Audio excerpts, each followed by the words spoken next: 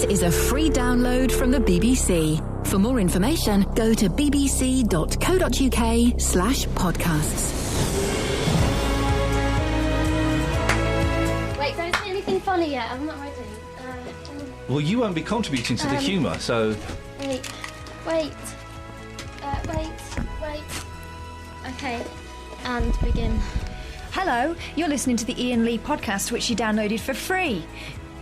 Well done. If you'd like to hear all the stuff that you've missed, well, you come to the right place, because this is where we put all the stuff you've missed, OK? Well, they might not be like stuff... this. It might and not, that. It might... And a bit of this. They might have already heard it. It might not be stuff they've missed. If they're listening to the show regularly, they won't have missed it. If you didn't miss it, well done, you're going to hear something again, and it's going to be brilliant. Like this. We shouldn't let her do that. No. Again. And that. And mostly this. I'm not playing clips there either. Across beds, hearts and bucks. This is BBC Three Counties Radio. Matt from Luton is a regular caller. When he first started calling me a year ago, he hated me, although I think his opinion has changed slightly. Well, regular listeners will know that over the past few weeks, Matt's wife, Margaret, who lives in a care home, she's been very, very poorly, and last week he gave us a call to let us know that things weren't going particularly well.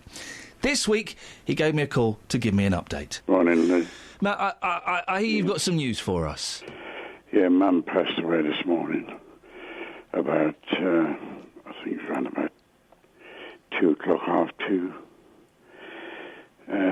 She went very peacefully, and all the girls are there, and Paul, Julie, Helen, Claire, they're here now, because we waited, and Neville's come and picked her body up, and then we come back to the house, Margaret's home, as I call her. And I said to them, should I ring Iain this morning? They said, yeah, please ring Iain. So as we could, you're the one that, you're close to me, and we've had our differences, me and you, but you've been very close to me in the last few weeks. And you know that feeling because of your mum, that feeling I'm feeling now, but you know what it's like. And you could just have a few words to say to the girls and Paul, telling them how you feel for me. Well, Matt, I do know. I mean, my dad passed away last year. My mum's not very well. But you say that all the kids were with Margaret when she passed? We were all there. You were there as well? Yeah. Well, isn't that a gift? Oh, God. Isn't that a gift? Yeah, it was absolutely marvellous. And Julie was the last in, and she seems to wait for Julie to come in. Yeah, they know sometimes. Yeah, they do know. Yes, I'm sure they do. And she just slipped away, did she? Just slipped away, no pain, just relief on her face. Well, listen, no death is particularly good, but if you're going to go, then go quietly with all of your family around you. Yeah, that's something to cling on to. We were all singing our favourite songs, which I've told you before. But which one? Well, not daytime friends, nighttime lovers. You weren't singing that, were you? She loved Kenny Rogers, but, she had Story of My Life, Michael Holiday. That was one of her great songs. Story of My Life, Michael Holiday. Yeah, and of course, From a Jack to a King, that was her own song. Who did From a Jack to a King, the Elvis version? Miller. Eddie Miller? Ned Miller. Ned Miller, OK. So you're all singing that around her. Well, Oh, yeah, Bobby Darin was another favourite. Things. 18 Yellow Roses was a real favourite of the family. 18 Yellow Roses.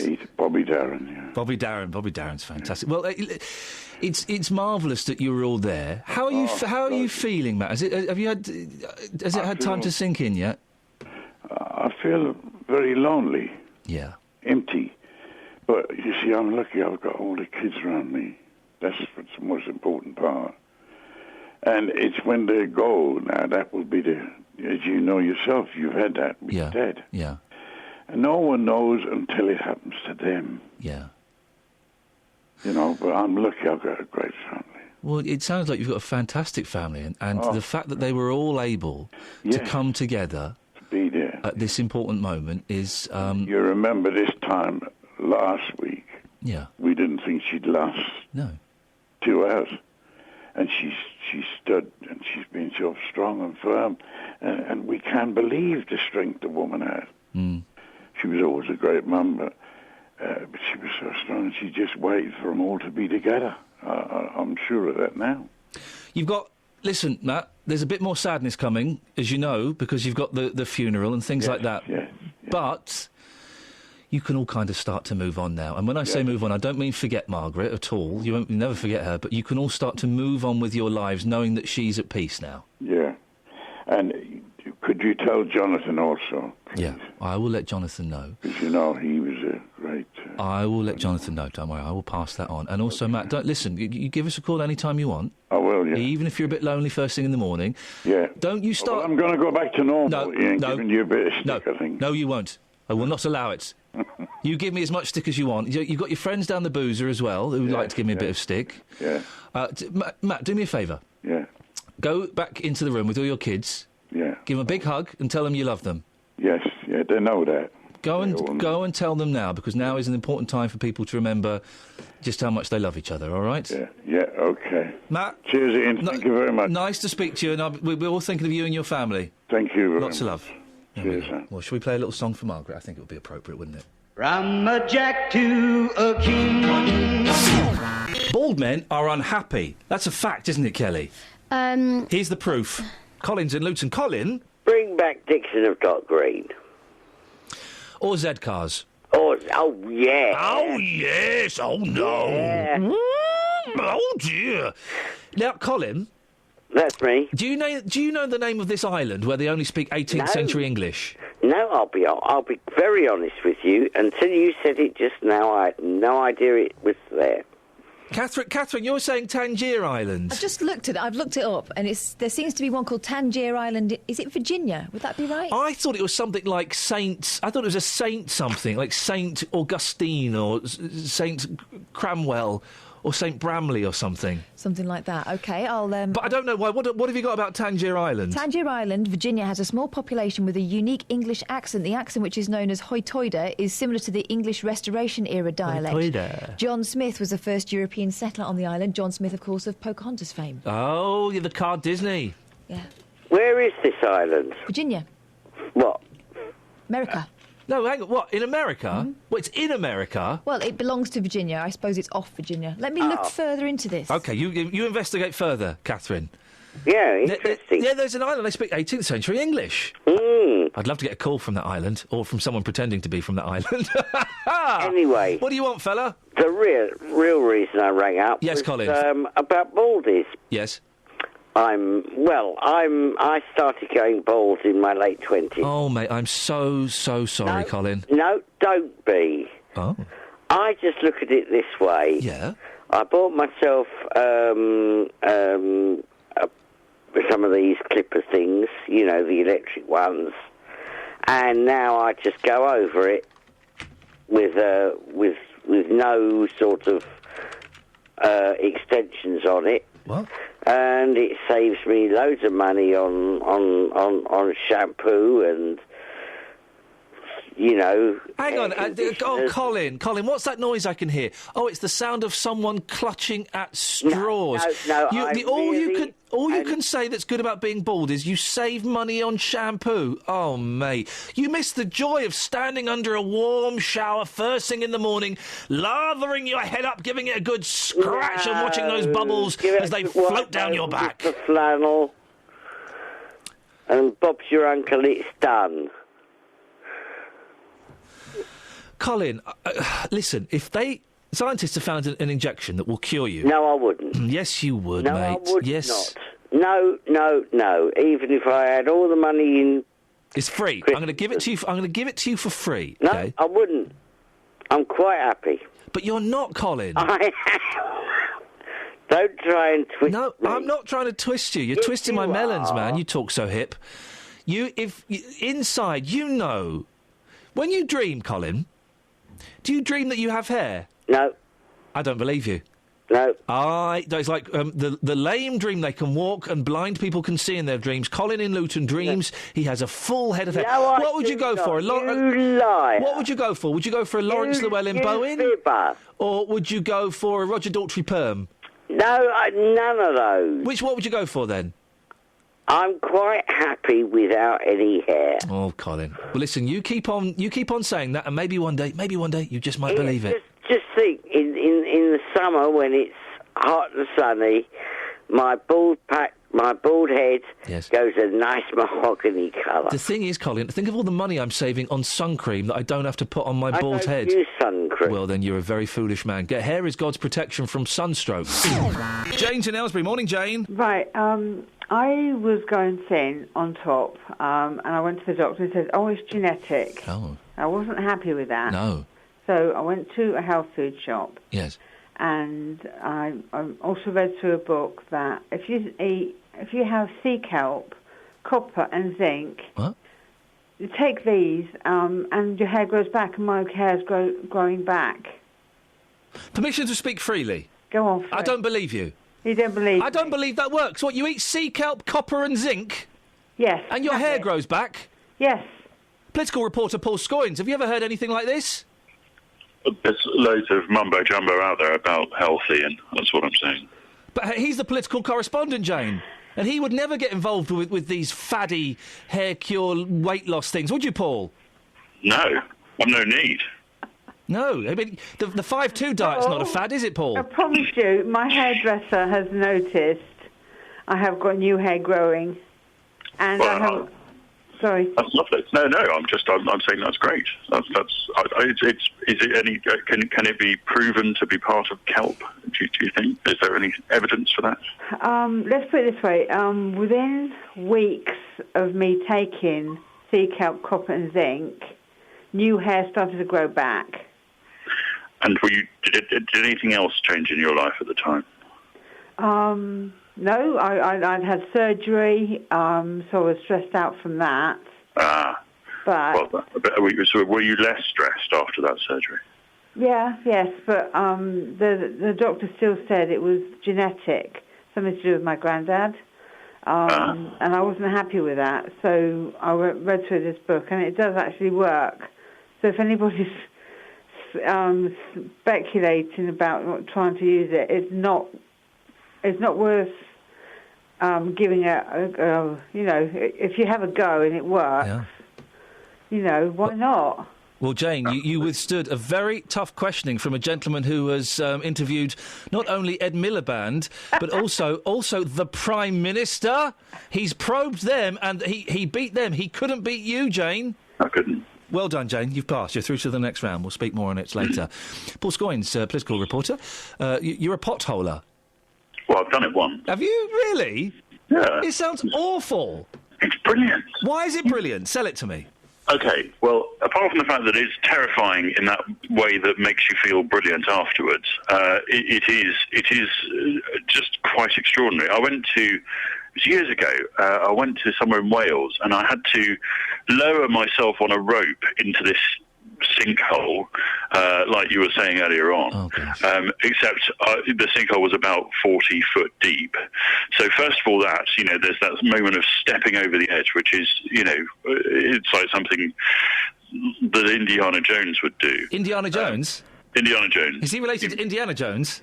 You might have seen his work. Yes. Did you have a big hat and a whip? I didn't have a whip. No, but once you're underground, everything goes. Your sense of smell is totally different. The level of dark is you've not experienced anything as dark as that. Yes, you have to crawl through tiny cracks though, with water. And it's all wet. Yeah. No. There was this moment where we were in, and we were having, and the guide with us said, "Oh, you need to hold on to this rope." And there was a ledge, with some rope, and we didn't know it was a ledge. Of course, we were just holding onto the rope, and he said, "Don't step left. You probably don't want to do that." And but I should add that we'd had our lights switched off, so we were doing it in complete black. Why would you do that? If someone in a dark tunnel says, "Hold this," and you can't see anything, I'd be very suspicious. I'd do what they said, to be honest. Then we had to switch the lights on, and there was literally a bottomless drop down there. It was ridiculous. And then when we surfaced, honestly, I could smell everything. I could smell the The soiling of your trousers. The soiling of my trousers, the grass on the floor. How much does this cost to do? I don't know. My mum and dad sorted out. Do you not think maybe they were trying to get rid of you or something? I'd not considered that. No, OK. Well, don't consider it too much. You'll go mad. So I'm going to book some for us now, anyway. I'm just on the website, the British Caving Association. Do you know what, Scoins? Yeah? Book it. You want to do this? Book it. Do you want to do it? Yeah, I want to do it. I want to do it. Should I get in touch with the Gloucester Speleological Society? Are they Greek? I think they might be. Yeah, they do nice cofters. Yeah, let's do it. Okay. All right. I'm up for that. All right, fine. Okay. Yeah, I'm in. Can we count it as work? Because I can probably claim it back then. Yes, definitely. We can. We've got a nice... Book it. Seriously, I'm in. All right. We've got a nice text about you, Paul. Really? It's anonymous, so I don't know who it's from. Check the number, that's all. OK. Paul Scoins was on BBC One Look East last night. Is this correct? It's true. OK. I did my live debut. Oh, well done. How did you feel? Terrified. Good for you. I was totally shocked. This is you, seriously. It's not me. If this is you... Do you need to get that? I don't have your home phone number. Yeah, but I kind of think you might. Well, I don't. You've got that sort of... Honestly, that's not me. Hello? Ah! It's you indirectly, though, right? This has got to stop. I was totally shocked. Did you just dial that number randomly? As I always believed, he was an awful lot older by the sound of his voice. Very pleasant viewing. Be still, my beating heart.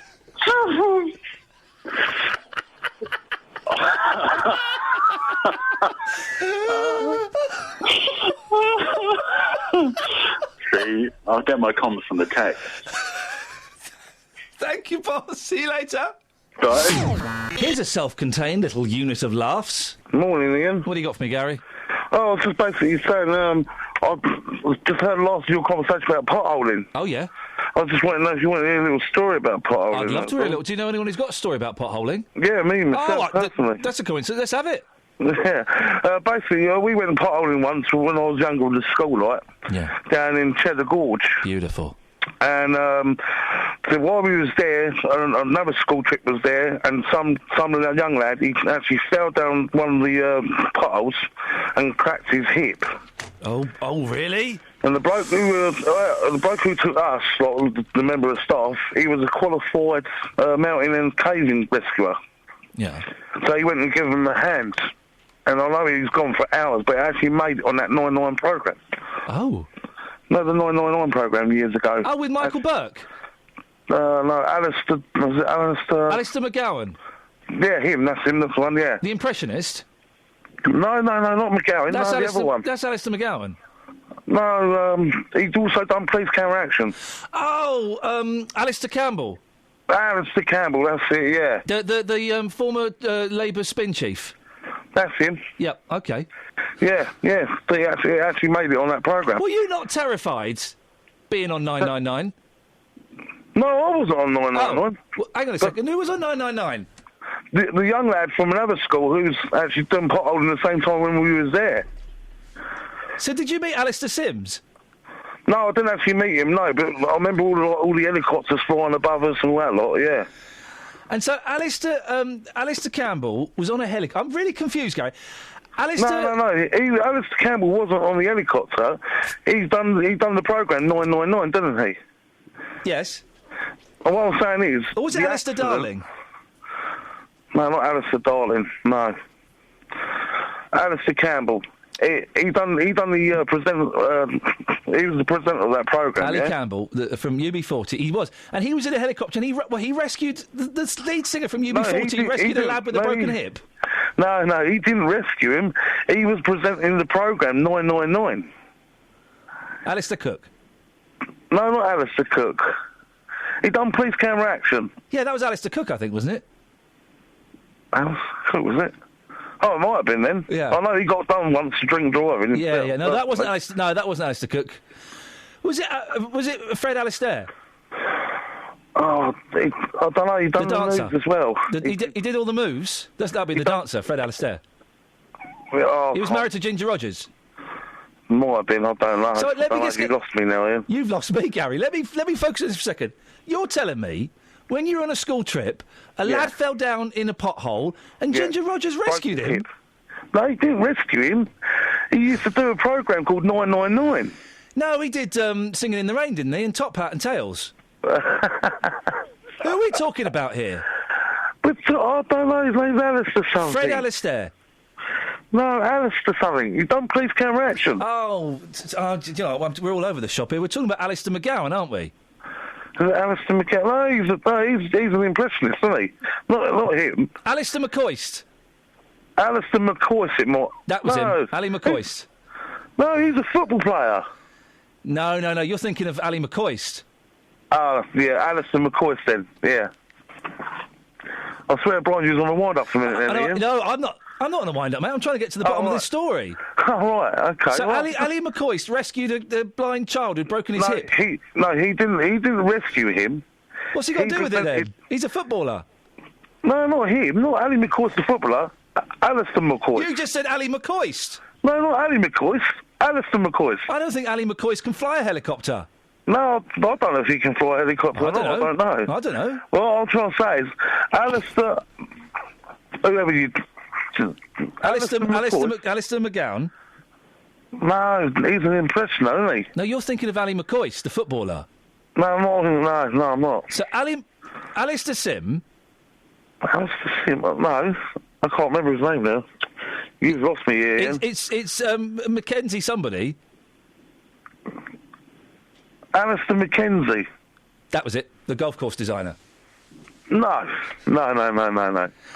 Was the kid all right in the end? Yeah, they managed to get him out in the end, yeah, but it took about 5 or 6 hours. I think it's... Listen, on a serious note, it really is good to applaud the bravery of people like Fred Alistair and Ginger Rogers for saving kids like that from potholes. Thanks for bringing it to our attention. Oh, God. They presented the programme. Albert is from Enfield. He makes meat nappies. He also has some thoughts on prenuptial agreements. He doesn't make meat nappies, he makes the meat wear nappies. Oh. Morning, Ian! Good morning. I used to go busking in Enfield. I say that every time you call in. How is the meat packing? It's all right. It's not bad. I'm still making a living. Good for you. Now, but prenups. Mylene Class regrets not getting a prenuptial agreement made after her marriage ended after 6 months, costing her £1.8 million. Oh, that's a lot. It's a lot of money. Would you ever get one? Well, I've been involved twice on both sides of the fence. I've been very unlucky in love. My first wife was very affluent, came from an affluent background. And an African background? And an African background. Right. She was an African princess. Yep. Her father owned most of Biggleswade. Yeah. The night before our wedding, she put all these papers in front of me that I had to sign, and I didn't know what I was signing, so I signed it anyway. Yeah. And sure enough, about 6 months later, unfortunately, she died in an unfortunate meat grinding accident. But there was nothing left. Everything had gone, even her ring. And so I lost everything. It all went to the state. So I'd like to think that they spent it opening new abattoirs. Yes. But then after that, luckily, I fell in love again. Good for you. My current wife, and I thought, well, I'm going to do it this time. So I got her to sign a prenup. So I just thought, if we divorce, I don't want her to get her hands on my meat. That was basically my thinking. I've got a lot of stock, a lot of money tied up in it. She's not getting me meat. I love her, but she's not getting that. How did you raise it? How did I raise my meat? No, how did you raise the subject of a prenup? I did it very delicately. Yeah. I got her drunk. And that kind of helped, really. She was half passed out, so I grabbed her hand with the pen in it. So technically, she signed it. And how long have you been married, Albert? Oh, ages now. It must be, 3 years? Yeah, and it's going strong? You're all still happy in love? Well, since she's become an elective mute, it's going swimmingly. OK, Albert, thank you very much indeed. Dun, dun, dun, dun. Dun! Listen, I've told you this. I am big friends with Tony Mortimer. Big friends. No. You tweet What's him. a big friend? You tweet him. It's a different thing. I am a big friend of Tony Mortimer. And in the week... Does that mean you're fat? Stop it! In the week, I promised I would get Tony Mortimer. Listen to me now, promising I will get Tony Mortimer. This is that bit. This is that bit, is it? OK. When's Tony Mortimer coming on? OK, that is, well, tomorrow. Really? Tomorrow we've got Andy from CBBs coming on. Oh, that's a different person. Tomorrow we've got Andy from CBBs coming on. I like him. OK, Andy from CBBs is coming on. Tony Mortimer. I've just not even replied to him on Twitter. That's how cool I am. Hello, counties. That might be Tony Mortimer now. Is that Tony Mortimer? Not unless he's from Luton. Looking at the number. Kelly, is that Tony Mortimer? Hold on 1 second. Joyce. What, Ian? I'm on the phone to Joyce. It's not Tony Mortimer. Is that... Could you... It's Joyce and Leegrave, not Tony Mortimer. Do us a favour. What's up? Ask her to pretend to be Tony Mortimer when she comes Joyce, on from E17. Can I put you through and you pretend to be Tony Mortimer from E17? He's a band. I'll pop you straight through anyway. Is Tony Mortimer coming on? She's saying no. No. She's on fader 1, but she's just putting the radio off. OK. Tony Mortimer from E17. Tony? Joyce? Joyce? Back. Hello? Hello? Is that Tony Mortimer from E17? You wish. Hey, Tony! It's a long time, mate. How you doing, buddy? How are the other guys from the E17? This is Joyce here from Leegrave. Kelly? Sorry, I thought it was Tony from E17. You've typed on the screen Tony Mortimer from E17. That's what I thought. Is E17 near Leegrave? Can I call you... Joyce, can I call you Tony? My son's name is Tony. Beautiful, beautiful. So I'll call you Tony. What can I do for you, Tony? No, I was ringing up to say, please, tomorrow morning, could you give us more time slots, e.g. 7:15, 6:15, 6:30. I was listening and you made me late getting out of bed because you never gave me the times. We're back to Kelly Brook again. Hang on a minute. I've given the... It's funny you should say that, because I feel that I've given the time more today than I normally do, Tony. No, I've had you on since 6 o'clock. Oh. Yeah. Anyway, I do appreciate it. Why don't you... Have you not got a clock?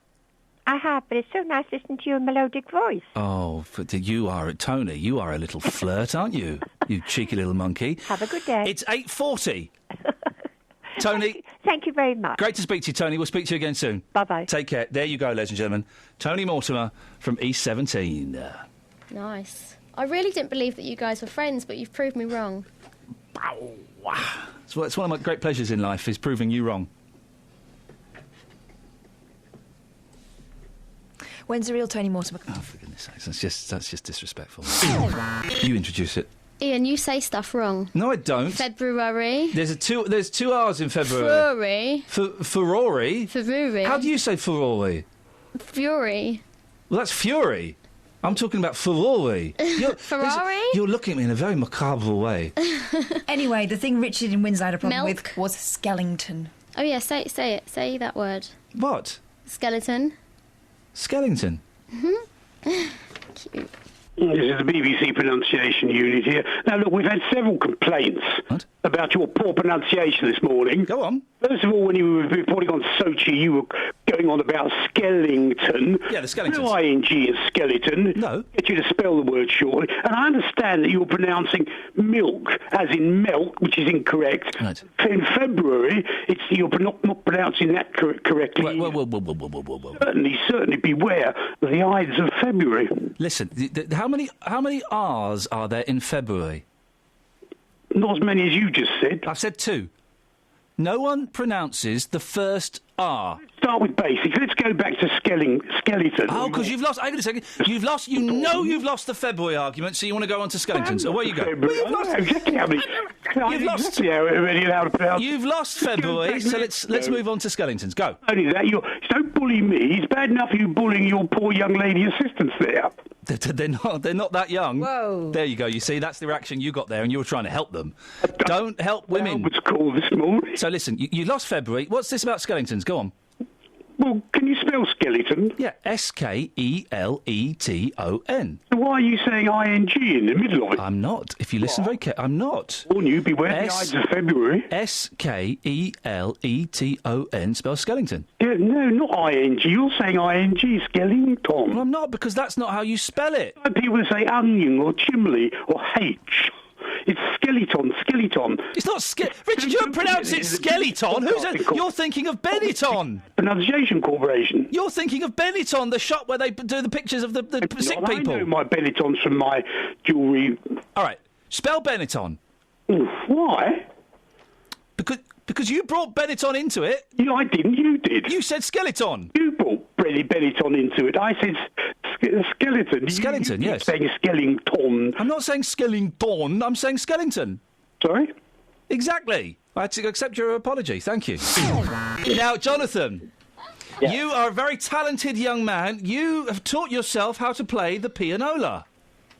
Yes, I have indeed, yeah. And you claim you can play anything just by listening. You listen to it, you can sit down, and with a little bit of kind of working it out, you can play it. Well, yesterday we set you a challenge, didn't we? You did indeed. Can you play Tupac, or as I like to call it, Bruce Hornsby and the Range? Could you play this? We played this to you. We're all miming it here now.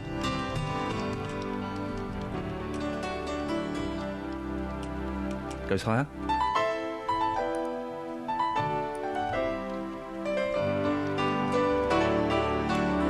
That was the challenge, Jonathan. You've had about 23 hours. Let's hear it.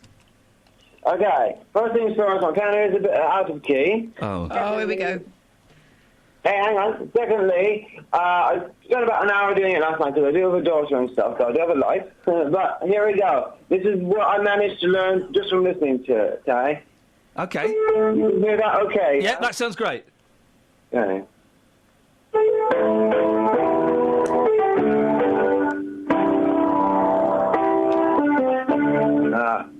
Sorry. Oh, it's going so well. I'm sorry, I got a bit nervous.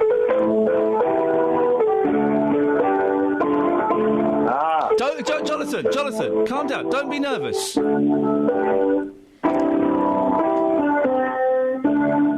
Jonathan? Would it help if I wrapped Tupac over it? No, that would make things worse.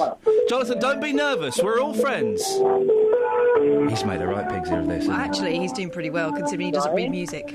Catherine says you're doing very well. Don't be nervous, Jonathan. We're all friends here. Sorry about it. Take a deep... Don't... Hey, listen, don't apologise. You're being an excellent sport. Take a deep breath, close your eyes, and just feel the music.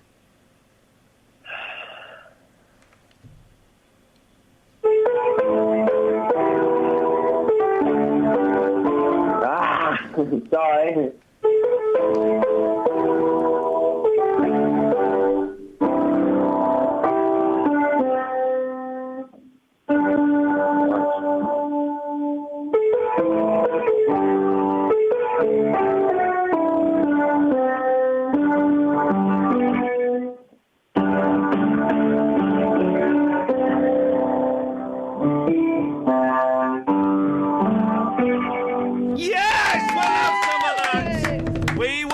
Some of that, Jonathan. Well done, oh, there's the chorus. There's what? There's the chorus. Hang on. Oh, blimey. Oh, he's taking it to the chorus. It's just the way it is.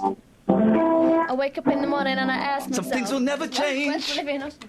What did you think about that? Hey, come on, Jonathan. I think you've been a cracking sport, and I think if you did that all by yourself... do you live with people? I got my fiancée and my daughter, yeah. Well, I apologise to both of them profusely for inflicting that upon them, but I think you did... I thought he was great, wasn't he? That was really good. Really good. You're an excellent... The time I had, I did my best. The former head teacher of a Buckinghamshire boys' school will be sentenced today for historic child sex offences. Roland Peter Wright was among a group of teachers who abused pupils at Caldecott School in the 50s and 60s. One of Wright's former colleagues, Hugh Henry, who was due to be sentenced today, committed suicide on Tuesday. Well, joining me now is Tom Perry from Amersham, who was one of the first people to report Roland Wright. Morning, Tom. Thanks very much for joining us this morning. Good morning, Iain. If I ask anything that's inappropriate... I'll let you know. Please do, thank you. Can you take us back? How old were you when this happened, and how did it start? Well, I was 8 when I started at the school, and the abuse started when I was 12. It started because I was a rising star in the rugby team, or in rugby and within the school. And my aspiration was to become the captain of rugby, because these boys who were captains were treated very differently. They were the stars of the school.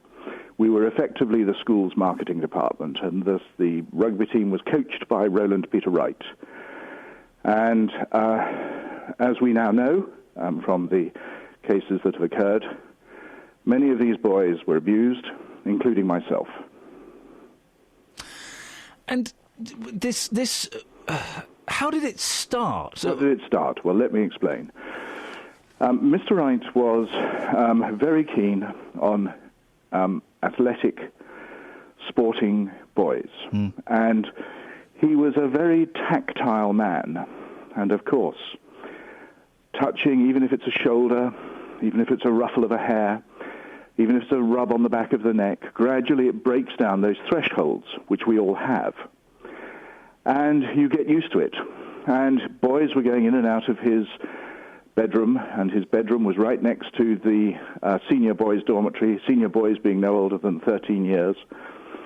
And we would be going in and out of his room regularly, unstopped. There was a protocol to that.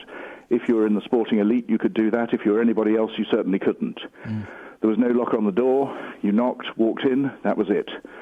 And we were entertained. There were elements of home. There was a telly there, you know. I mean, I know this sounds really rather bizarre, but this was sort of all round about 1967. So there were little creature comforts, and this is what I said to you about, you know, the boys who were part of the first 15. They were the elite, and they had privileges, and this was one of the privileges. And we danced around him. It was quite extraordinary when I think about it now. But at the time, it was utterly normalized. And, of course, when you have all this tactile business going on, it's only a very short step away from it going a lot further. And that's precisely what happened.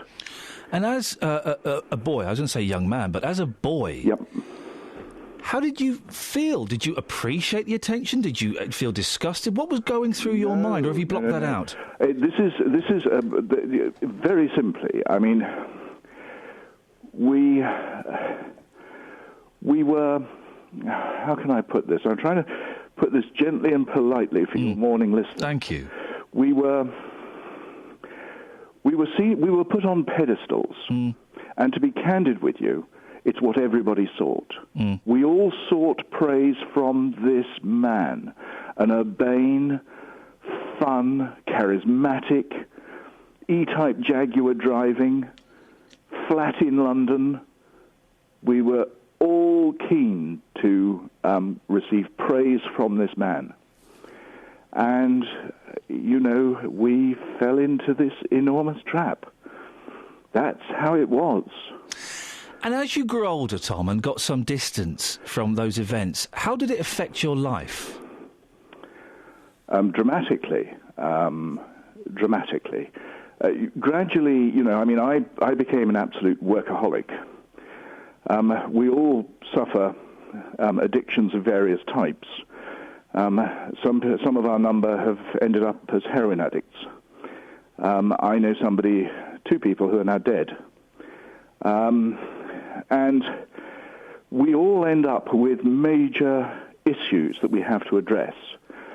And, you know, there comes a time when gradually you have to face these things, and it happens to us at various different stages. Mine happened when my mother was imploding from Alzheimer's. So in other words, I no longer had to worry about the secret coming out. My mother never knew that I was abused. And I'd also had children with my partner, and my son was getting to that age where, you know, we were considering school. There was an awful lot of stuff that was on the news about clerical abuse in America. And I have to say, something went one night. It was an article that I read in a newspaper, in fact. And the explosion happened. And I went to see my doctor, and that was in 2000. And I, for the first time, made a disclosure. And that was 34 years after the abuse that I experienced as a 12-year-old. And if I may just correct one thing, because it's terribly important, it may seem minor to you, your listeners, this is not historic abuse. That's a deeply, and you didn't mean it, and I quite accept that. This isn't historic. The sentencing is today. What's historic about that? And would Doreen Lawrence, mother of Stephen, describe her son's murder as historic? No, it's murder. I wish we'd get over this. Very pleasingly, Chief Constable of Thames Valley, no longer, the whole force doesn't describe it as historic abuse, so there we are. I appreciate your correction, Tom. Thank you. Pleasure. Mr. Wright was also, I believe, having affairs with some of the mums. Oh, Lord, yes. He was all over the place. Yes, he was, yes. And the mothers thought he was absolutely wonderful. Again, you know, the Urbane E-Type jag-driving charmer, you know, Mr. Smoothie. And there was a competition between him and another man that was at the school as to who could bed the most mothers. And I know absolutely, and also sisters of the boys who were at the school. I know in court today will be a man whose sister was dating Wright. Also in court today will be a man whose mother was bedded by Wright. He was bedding the mothers and abusing their sons. I mean, it is just, the whole thing is just surreal, to be candid with you. But that's just as things are. This case has taken an incredibly long time to come to court, isn't it? Why is it so long? Well, the case against Mr. Wright, I was the first pupil at Caldecott to speak, and the case against Mr. Wright was stayed in 2003. And a stay means that it was awarded on the basis of, just to get technical for a moment, the Selwyn-Bell precedent, which says, as a result of the passage of time, the defendant cannot receive a fair trial, in brackets, never mind about the victims, close brackets. That dismisses and gets rid of a case. Now, Mr. Wright then never had to answer the question, and no criminal stay has ever been lifted, so I've not got justice. However, we then had a documentary, created a documentary in 2008, and that won a BAFTA. It's called Chosen. It was about the architecture of institutional sexual abuse, and many more victims came forward, and more people named more perpetrators. And so, finally, the dam started to break at Caldecott, and it became a point in the end that so many more victims came forward against Mr. Wright that it was felt that no longer could all of the cases by then that had built up be held back anymore. And so, finally, and at last, and very belatedly, Mr. Wright was recharged with new offences, and all the other men who had been exposed were also charged.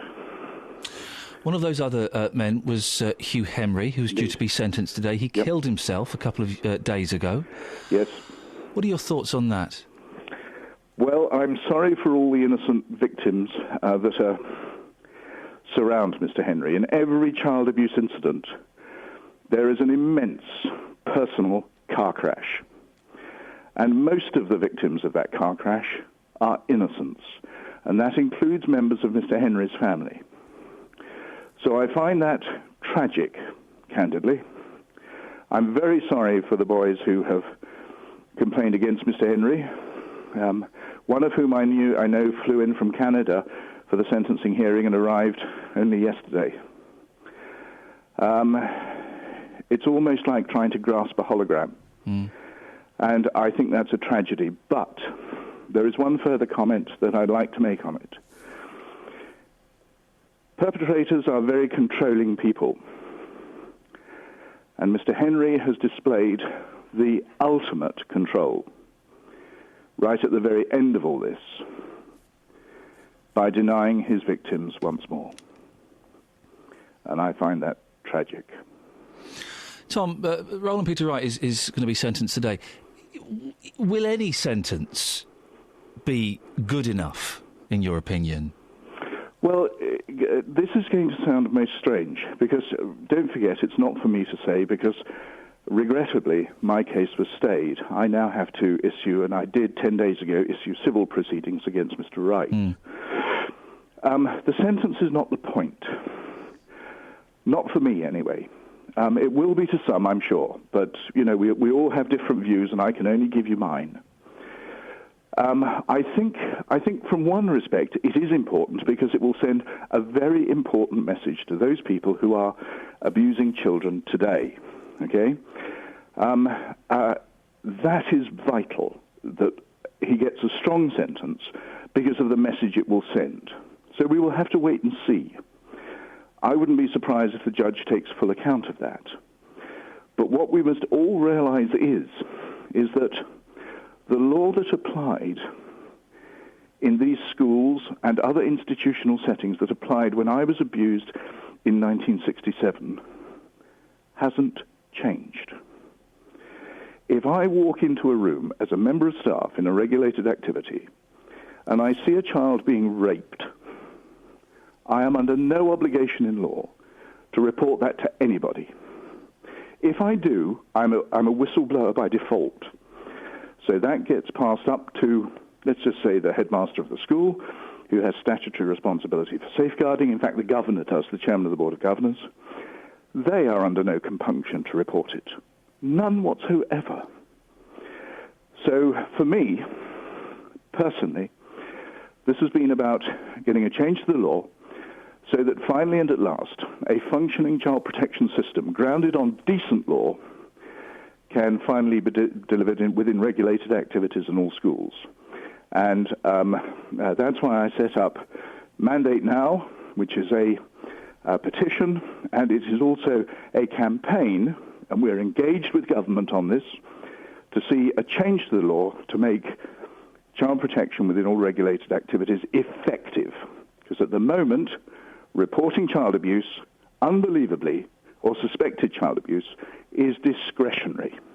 So you'd like to see it, Tom, if I've got this right, mandatory. If a teacher, for example, suspects another teacher of abuse, they are legally obliged to report it? Yes, because, you see, if you don't have that, there are all too many reasons not to report it.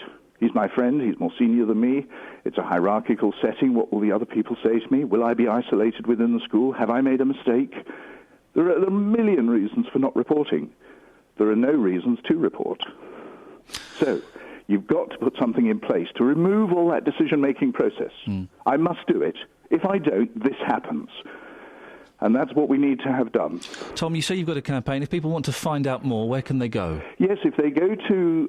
they just pop onto Twitter, @Mandate Now, all one word, or just put in Mandate Now, straight into Google, and then they will see it all set out in very clear form. We've got a 5-minute guide on mandatory reporting. We've got the current law. And how children, very simply, you place a child in a school today, no matter what the school tells you, it's not the school's fault. It is the fault of the legislation. It is a hologram, and it delivers almost nothing. Now, if you remember back to earlier in the week, and indeed earlier in this podcast as well, so that's 2 earlier backs, you have to cast your mind back. Are you following me? I could just put this with the other one, though. No. Okay. So on both Jeopardy, you see, we have to go through a journey. On both instances of the podcast about 20 minutes ago and in the show a few days ago, I said I knew Tony Mortimer, we were very good friends, I would get him on the show. Neither of you believed it. Have a listen to this. To my production team next door, Catherine Boyle and Kelly Betts. Oh, right, yeah. Good morning to you both. Yeah. Good morning. How are you, Kelly? I'm very, very well, thank you. Catherine, yourself? I'm excited. You owe me, ladies. What? This is my sexiest voice, by the way, that I'm putting on. What? It is. You owe me, both of you, a big apology. Where you go? Well, hang on a minute. Let's just have a little think about this. Big apology. You told us you knew Chaz and Dave. Yeah. We got Chaz on. Chaz and Dave's stepson, nephew, whatever. Son-in-law, yep. OK. Then you told us, who else does he say he knows? Oh, everyone. So when you said Tony Mortimer off of E17... Big friends. I mean, it's reasonable that we would doubt you. Yeah. I'm willing to apologise. Away you go. Iainlee. Yeah? I'm so very sorry. Catherine? You were right. Apology, Catherine? Yeah. All right, let's... Tony Mortimer from E17's on the line. Morning, Tony. Good morning. He's kidnapped me. I'm at his house in a cupboard. I knew it! I was in the pub... and then I got bundled into a van. Shut it, Mortimer. All right. Shut it. Now, listen, can you tell my team, you and me, we go literally way back. Years. You see? He's been tweeting you for ages, hasn't he? He has. He's been stalking me, and I've notified the police 3 times. And this was the deal we cut. Our lawyers cut a deal. He'd come on the radio show if I stopped hassling him online. How are you doing, Tony? You all right? I'm doing well, yeah, not too bad at all. What are you up to at the moment? I've just done a little solo album where I'm doing a bit of chirping on it. Called Songs from the Suitcase that I've kind of collected over the last few years. Yeah. I'm out doing that at the moment, doing the rounds. Are you doing some gigs and stuff?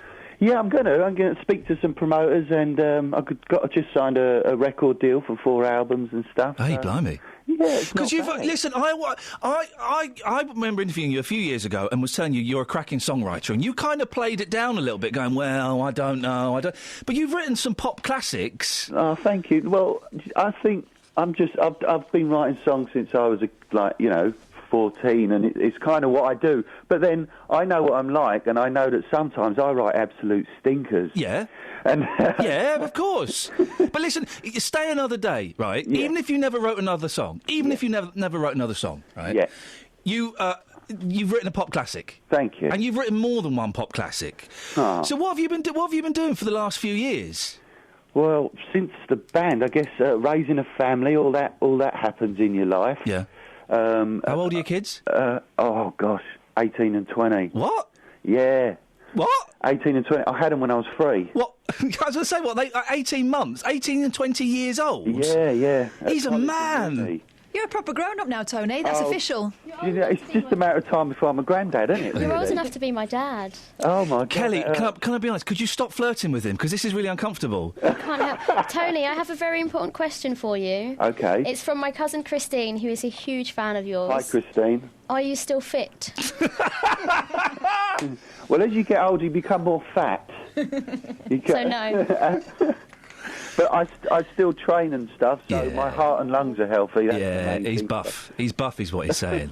Because I saw you very kindly invited me to come and see E17 a couple of years ago without Brian Harvey. You still not talking to him? Oh, no, it's not. We're not talking to him. Come on, you had a big falling out. You didn't get on with him. He was a muppet. You sacked him and you got someone in.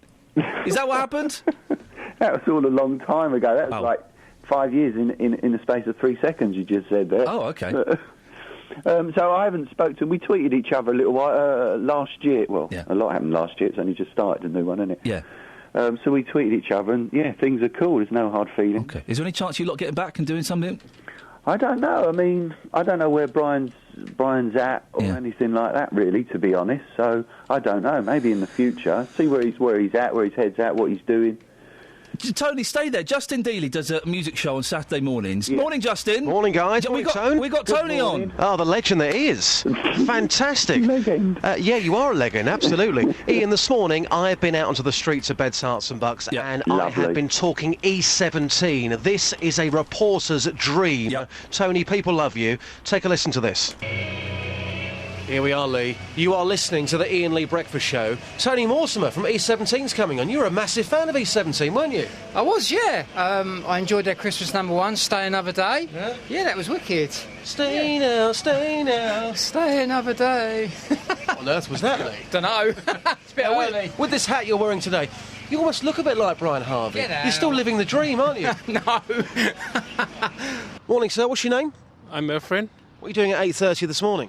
I'm going to work. Oh, Tony Mortimer from E17 is going to be live on the show. Yeah, but I'm not really familiar with this name.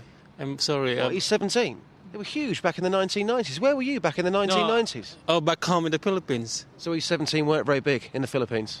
No. Here's somebody else. Your friend tells me that you were a huge E17 fan. Is that true? Massive, mate. What did you love about E17 so much? The white suits, the lot. Joy, E17, you have a local connection. Tell us more about your local connection. I used to go to college with one of the brothers. I can't remember what his name is. I think it was John Hendy's brother. We used to do music technology together back at Oakland's college. Yeah, it was pretty cool, and he's a good guy. It was really nice to me and everything, so yeah. So you had a connection to their music? Yeah, definitely. Yeah. I liked E17 when I was growing up, so... What was your favourite E17 track? The one they did with Gabrielle. And if you ever fall in love again, I will be sure that the lady is a friend. Yeah, that was Wow, that was incredible. Lisa, we are rolling back the years today. Tony Mortimer from E17 live on the show. Okay. E17, your memories. They're a really brilliant band. They sang really, really well, and Brian Harvey was my favourite. So, did you find Brian Harvey sexy? Yeah, definitely. What was it about Brian Harvey? Everything. Everything. Just lovely man. Just genuine nice guy. What about Tony Mortimer? Tony's going to be on the show. Do you want to say hi to Tony right now? Hello, Tony, and you're a brilliant songwriter, and I think you're amazing. Now, listen, that girl singing, Tony, she wasn't bad, was she? She weren't bad at all, actually. You want to? We'll get her number Did to you get her number? I was going to say, that's amazing. You went to all that trouble. That's fantastic. I'm a great interviewer. I'm a great interviewer. I've won awards for it. Catherine is an excellent journalist. Fact. Turns out our children have learnt a few things from us. Maybe it's passed down through the DNA in the genetics, who knows. Andy from CBBs came on. We let our kids interview him. Watch out, Paxman. Or Dimbleby. Or Norton. Andy Day from CBBs. Good morning. Good morning, sir. How are you? Yeah, I'm good, thank you. Are you causing trouble for my team? What's going on, mate? Yeah. What's going on? Of course I'm not. Of course I'm not. Now, listen, we just had Tony Mortimer on from E17. If I'm honest, the nicest bloke in the world. It was such a good interview, Andy. We considered for a second sacking you off. No way. Don't say that, because you were late as well. I was thinking, I was right by the phone, 1:45. I think, oh, no, he's not going to call. What's going to happen? He was sucking right up to Tony Mortimer. I wasn't sucking up. He's a good mate of mine. And Andy's a good mate of mine as well. You've been tweeting him. That doesn't count as a mate. We are good mates. We are good mates. We go way back. Yeah, you see. Now, Andy, listen, for those who don't know, if you've not got a kid who's under 5 years old, you'll have no idea who this gentleman is, which is a shame. You should do, because you're brilliant. You're one of the CBBS presenters. You're the tall fella with the big bushy hair. Really tall. It's been ridiculously tall. What's going on there? Almost as tall as you. You're taller than me, man. No, we're the same height. Well, your hair adds an extra 6 inches. My hair's bigger than yours. It's very, very bushy. But we think you're brilliant in our house. I've got 2 young lads, 4 and 2. Thank you. Catherine, you've got girls. What do girls think of Andy? They think you're my mate. I told them I'd phoned you up a couple of times through work, but they assume that we're now friends. So now whenever you come on, it says, "Oh, look, there's your friend Andy, Mummy." Now, look, we know you're doing a show. You're doing a show in Dunstable soon. I will let you plug it. And Radlett. All right, calm down. I will get that plug in. I will let him plug it if he answers the questions well enough. Now, okay. What am I going to ask a guy from CBBS? I don't know, not a lot. But my 4-year-old and Catherine, which both of your girls, 2 and the 5-year-old, they have set the questions. Oh, okay. So, here comes question number 1. This is from my 4-year-old boy. Have a listen. How do you get out of your building thing? So, Andy, how do you get out of your building thing? Okay. It's standard CBBS magic, really. A click of the fingers, a few magic words, and then I'm out. Okay. And it involves a lot of running around and getting from place to place in a matter of seconds. Okay. It's difficult. So there's a lot of magic involved. Good answer. Good answer. Good. Which one of yours shall I go for, Catherine? If you do the Father Christmas one, that's my 5-year-old. Okay, let's have. This is Catherine's 5-year-old. Hello, Andy. Do you know Father Christmas? Oh, good question. Well, do you? Oh, it's a good one. Yes. Yeah. Absolutely. Well, he comes every year to the CBBS house, and we always know about it. He's good friends with us. At CBBS. Can I hear Andy typing an email to his agent saying, "What the hell? Get me out of here! Quick! Someone make a phone call." What's that Alex like? I'm suspicious of Alex. He's a troublemaker. Yeah, I'm suspicious of him. Yeah, he's a troublemaker. He's short. What can I say? He's short. He's half the size of me. You could put him in your pocket. Literally. He had the idea for Grandpa in my pocket. We was going to call it Alex in my pocket. Oh, by the way, the new Grandpa in my pocket. Yeah. Oh, what have they... I know you can't comment, but Catherine and I, what have they done to the new Grandpa in my pocket? Oh, no, why did you not like it? It all seems a bit green-screened, and I'm not so keen on those two young kids that are in it. I don't think they're as good as the original fella. I know he's grown up. He's a bit too big now. It's always like a sequel to something is always hard to bear, isn't it? So it takes a little bit of getting used to, but I think you're adapt to it. I think, I tell you a programme we do like, your programme, where you and Kip, where you go off around the world. Oh, thank you, yeah. It's good fun. It's brilliant. Absolutely, yeah. It's brilliant. It's a natural history kind of thing where you get to go and look at weird animals. But you were a frog yesterday, so you were covered in it. We love that one. Was it straw poison dart frog, was it? No, the big African bullfrog. So you were up to your knees big in African bullfrog. swamp. Oh, okay. Well, you know that there's, in fact, in 2 weeks' time, here's another plug, Andy's Dinosaur Adventures. What? Whoa. Yeah. Really?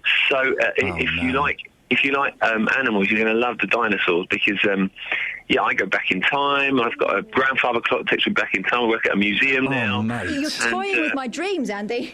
No, honestly. And the boys are going to love this. And the thing about CBBS I like, serious for a second, all right? We're very, very careful, and I'm sure you're the same, Catherine, we're very careful at what we let the kids watch. We don't let them watch CITV, we don't let them watch any... It's CBBS because...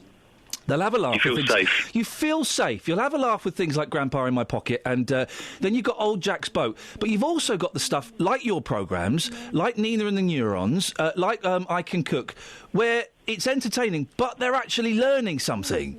Yeah, exactly. Yeah.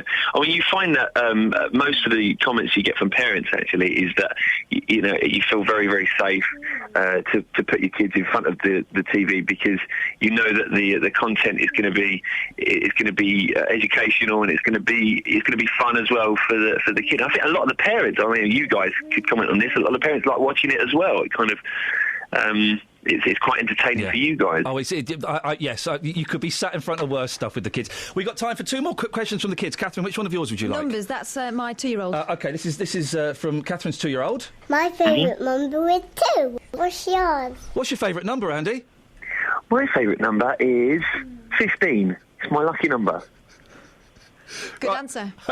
I'm not sure what this one is. This is from my boy. Hang on. How do you get in the other programme, Andy? Oh, you kind of answered this. How do you get into the other programmes? Like I said, a lot of magic, a lot of CBBS magic. He's very interested in access, isn't he? And Alex and Kerry and Katie and sometimes myself link me into it. Oh, yes. I'm going to squeeze in one more question from my boy. Hang on a second. Andy, do you have any doors in your house and any windows? He was eating celery. He was eating cucumber at the time. But, Andy, do you have any doors and windows in your house? Yes, I do. Well, I actually live... are you talking about the CBBS house? Where you live, yes. CBBS house, yes. There are doors and windows. There's a nice big window. We can see out. Sometimes it changes from a Christmas scene to a summery scene. And in fact, next week is a dinosaur scene. Fantastic. So we see quite a lot through that window. Last question from the kids.